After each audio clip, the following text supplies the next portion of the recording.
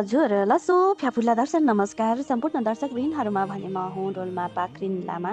डोल्मा लामा YouTube च्यानलबाट सदाझै आज पनि हामी नेपालीहरूको मनपर्ने सिरियल कान्छीको रिभ्यू भिडियो लिएर उपस्थित भइसकेकी छु भने लागौँ आजको विषयवस्तुतिर।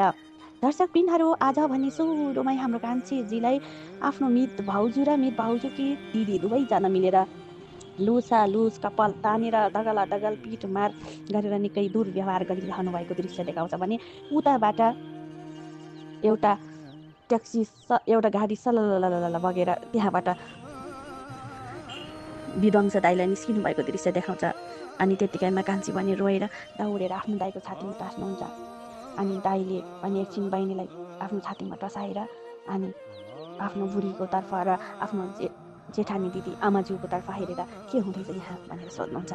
अनि उहाँहरूले केही पनि नबोल्नु भएपछि कान्छीले भन्नुहुन्छ, दाइ उहाँले केही पनि भन्नु सक्नुहुन्न, म भन्छु सबै तपाईँलाई कुराहरू भनेर भन्नुहुन्छ। अनि कान्छीले भन्नुहुन्छ, दाइ तपाईँले जुन म बिमारी हुँदाखेरि सहयोग गर्नुभएको पैसा दिनुभएको पैसा जुवाइँले महिनामा जति सक्ने त्यति तपाईँको खातामा जम्मा गर्दै हुनुहुन्थ्यो भने तपाईँकै नम्बरबाट अब मलाई पैसा सबै एकैचोटि चाहिन्छ, एकै मुष्टमा चाहिन्छ भनेर म्यासेज आयो। त्यही भएर जुवाइँ चाहिँ गाउँमा पैसा खोज्नको लागि घरबारी धितो राखेर किस्तामा पैसा झिक्नको लागि जानुभयो भने यता भाउजू र भाउजूको दिदी दुईजनाले भने षड्यन्त्र रच्नु भएको रहेछ।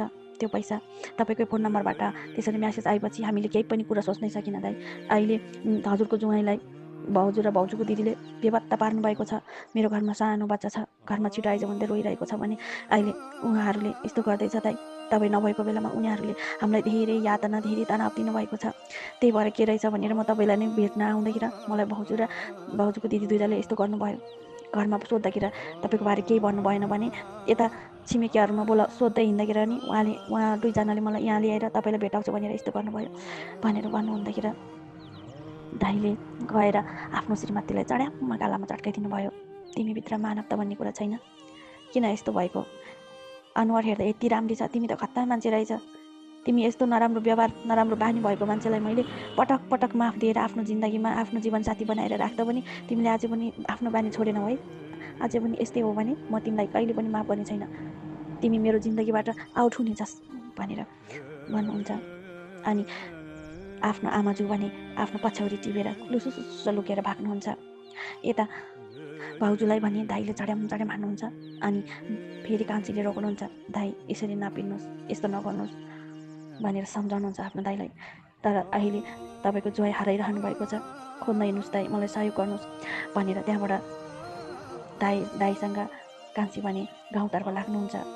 घरबाट फोन आउँछ, सन्तोष भाइले भाउजू नानी रोइरहेको छ, छिटो आउनुहोस्, तपाईँ कता हुनुहुन्छ भनेर पटक फोन गर्नुहुन्छ।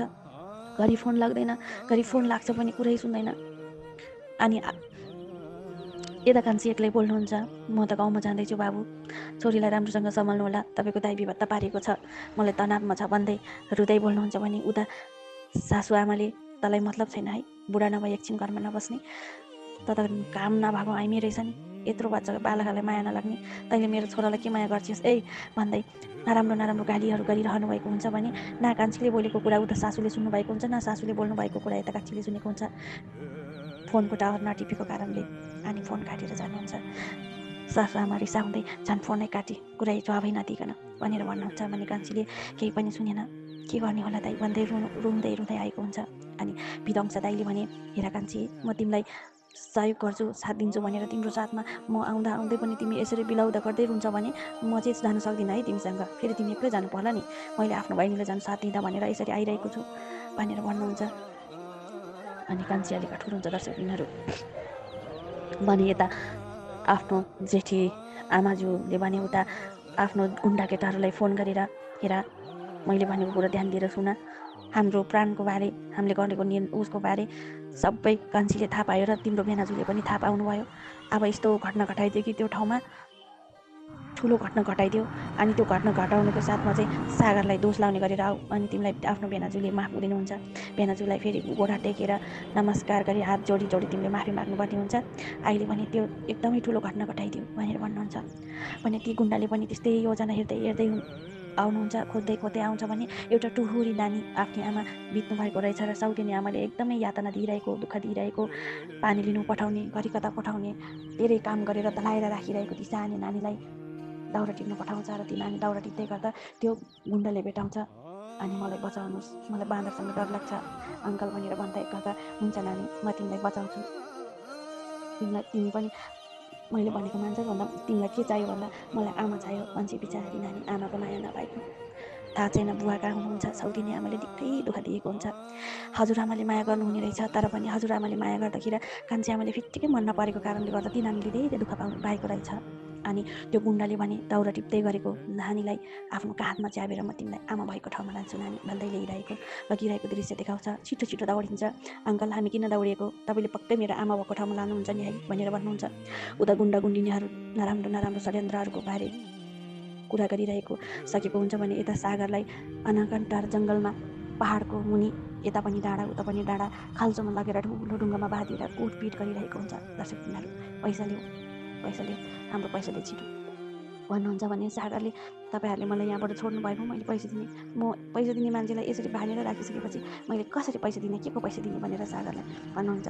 धुक्का पापीहरू अपराधीहरू अर्काले यति दुःख दिने यति पीडा दिने तिमीहरूलाई भलो हुँदैन भन्नुहुन्छ।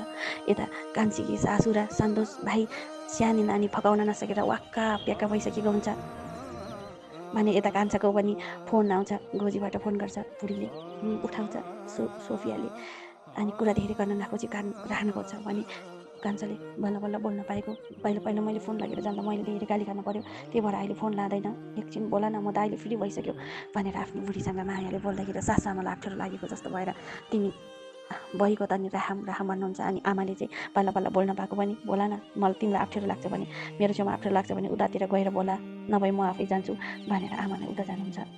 दर्शक बिनाहरू अनि यता सोफिया र कान्छाले भन्नुहुन्छ हामी दुइटा त भरे राति बोलाउँला नि, अहिले म आमासँग बोल्छु, देऊ न आमालाई फोन भन्नुहुन्छ र आमासँग बोल्नुहुन्छ।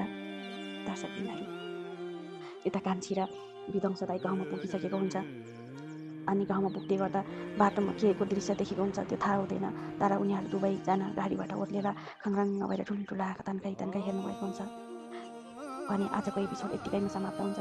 फेरि अर्को एपिसोडले के कस्तो मोड लिएर आउँछ भन्ने बारे पक्कै पनि हजुरहरूको समक्ष लिएर आउने नै छु भन्ने आजको साथमा आजलाई पनि म टोलमा पाक्टिन्दामा उज्यालो पर्न चाहन्छु। मेरो भिडियोलाई अन्तिमसम्म हेरिदिनु भएकोमा धेरै धेरै धन्यवाद। सम्पूर्णको जय होस् हाम्रो वरिष्ठ कलाकार भाषा कार्कीजीको थुजेसी हो।